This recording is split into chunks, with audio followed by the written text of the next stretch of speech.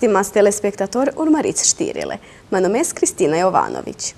Ministerul Agriculturii și Mediului din Republica Serbia a semnat un contract cu Asociația din Vršac Cefiks în legătură cu realizarea proiectului privind școala ECO din Vršac.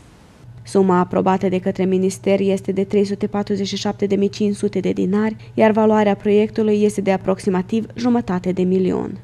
Toate sursele financiare planificate sunt precis alocate și transferate într-un subcont special menit acestui proiect, care trebuie justificate într-un raport final până la sfârșitul acestui an. Școala ECO se desfășoară în natură între 28 și 30 septembrie anul curent, cu 30 de elevi selectați din clasele a 5-a și a 6-a, 5 profesori din școlile primare din mediul urban și 5 membri ai echipei de proiect.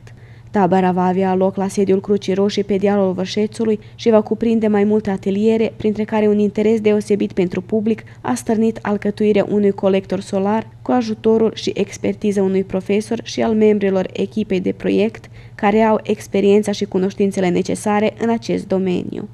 Colectorul solar se va folosi pentru încălzirea incintei Cefiks din Vršac și se finanțează din fonduri proprii. Pe lângă o mulțime de activități, elevii vor avea posibilitatea de a participa la un atelier de pictură, competiții sportive și serate cu scopul de a se socializa cu vârstnicii lor. Ei sunt cazați la tabăra din incinta Crucii Roșii, care prevede și o masă în natură, sub supravegherea voluntarilor de la Crucea Roșie. Societatea de pescuit ecologică și sportivă din Vršac, în colaborare cu Organizația de Turism Vršac, organizează evenimente interesante pe lângă apă. Este vorba despre o vacanță de mai multe zile pe malul canalului Dunăre-Tisa-Dunăre, în localitatea Straja, în perioada între 1 august și 2 octombrie. Informații suplimentare pot fi obținute la numărul de telefon 063 186 01185. Centrul Cultural din Vršac organizează Vara Culturală la Vršac, care se va desfășura până pe 31 august. În cadrul Zilelor Olandei, miercuri 17 august se va derula filmul Golțiuș la ora 20 la Casa Armatei. Joi 18 august va avea loc piesa pentru copii Ștrumfi la pavilionul de muzică la ora 19. Unul dintre cele mai mari evenimente din acest an este ediția a 59 a Balului Strugurilor, care va avea loc între 15 și 18 septembrie. Se așteaptă că vor veni mai mult de 100.000 de turiști, iar Organizația de Turism și pentru această ediție a Balului Strugurilor pregătește un program bogat și interesant. Joi 15 septembrie se vor prezenta muzicienii locali. Vineri 16 septembrie pe scena mare în centrul orașului va evolua Elena Tomașević, Big Band NS și Țărvena Jabuca. Sâmbătă 17 septembrie vor avea loc câteva concerte și anume se vor prezenta Sara Jovanović, Snežana Đurišić și Zoran Kalezić. Duminică 18 septembrie, la seara finală, vizitatorii se vor putea bucura de concertul Anei Cochici. Conform informațiilor primite de la Electrovoivodina, miercuri 17 august, fără curent electric, vor rămâne următoarele străzi. De la ora 8 până la ora 9, strada Žarka-Zrenjanina de la numărul 89A până la numărul 113, Sremska de la numărul 2A până la numărul 20A și de la numărul 1A până la numărul 5, precum și Sterina 120, iar de la ora 9 până la 13:30, strada Splitska. De asemenea, în aceeași zi, de la ora 8 până la ora 13:30, fără curent electric, vor rămâne și străzile Voivodec-Nicenina de la numărul 2A până la 16, Gunduliceva de la numărul 47 până la numărul 57 și Sterina de la numărul 115 până la 121.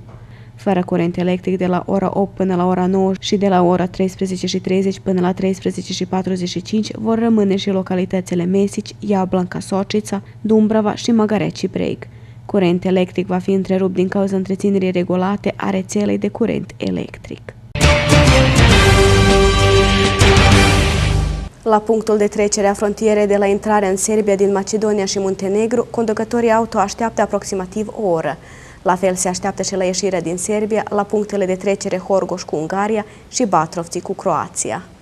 Pe șoselele traficul este de o intensitate mai mare, însă mai mică decât săptămâna trecută. La stația de taxare Bubanj Potok pe lângă Belgrad sunt posibile rețineri între 15 și 20 de minute, a fost relatat de către Asociația de Automobile din Serbia. A fost precizat și că la trecerea Preșevo, pentru intrarea din Macedonia în Serbia, se așteaptă aproximativ o oră, iar rețineri cu aceeași durată se așteaptă și la trecerile Gostun și Jabuca cu Muntenegru. Pe șoselele din Serbia, condițiile sunt satisfăcătoare pentru ca și conducătorii auto să poată fără probleme mai mari să participe în trafic, a fost adăugat în comunicat. Prietenul prognozei meteo. MTS, aveți prieteni. Până la sfârșitul zilei ne așteaptă vreme însorită. Valorile termice vor fi cuprinse între 19 și 28 de grade Celsius. Vântul schimbător suflă cu viteze de până la 3 metri pe secundă. Pentru mâine, meteorologii prevăd vreme schimbătoare cu cer acoperit de nori, ploaie și averse în decursul zilei. Temperatura minimă în orele dimineții va fi de 19 grade, iar cea maximă în cursul zilei va ajunge până la 28 de grade Celsius. Vântul schimbător va sufla cu viteze de până la 3 metri pe secundă. Stimați telespectatori, ați urmărit știrile. Vă mulțumesc pentru atenție. Rămâneți alături de noi.